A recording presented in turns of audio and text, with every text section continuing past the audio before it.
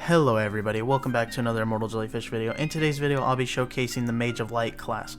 Also, only a small portion of people who watch my videos are actually subscribed, so if the video's info is helpful or just entertaining to you, subscribe, it's free, and you can always change your mind later. With that, let's get into the showcase. So first off, I just want to say that if you want to be the healer of your group or of the game and just play that full-on support assist role, this is your class. It is a one and only of this class. The only thing that really has anything similar to a kit like this would maybe be a paladin with their heal, but they're necessarily not as much of a support class as this. So let's get into our spells on the Mage of Light here. First off, we have Light Seeker, which is our primary attack. Healing Circle provides a lasting heal circle around you. This also heals your teammates. Infused Light, emit a pulsing fountain that negates debuffs. So if your teammates are burned or they're poisoned, you pop this and this is going to cleanse that right off them. And it's on a relatively short cooldown, so you can constantly keep your teammates cleansed of any burns or whatever they may be taking damage from over time, slowed, whatever it may be. Next up, we have Barrier, grants you and your allies a barrier. This is going to be a shield that basically prevent them from ever taking damage to their health.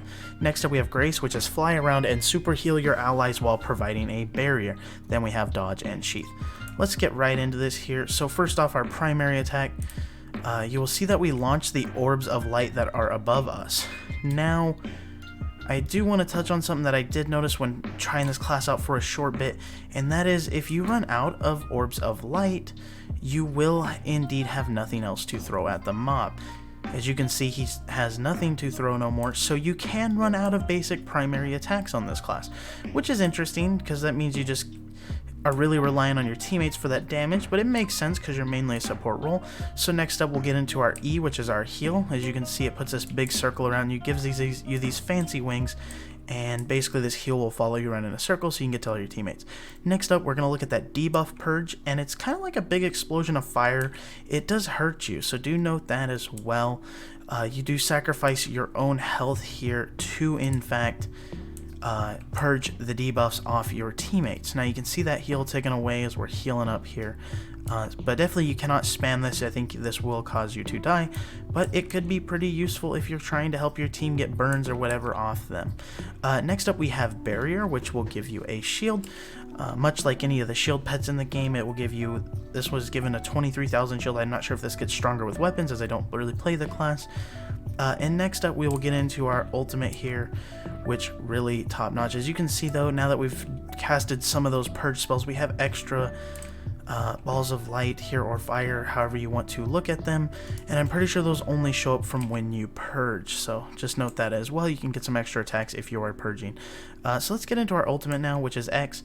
You just glide around and cast out some supreme heals to all your teammates.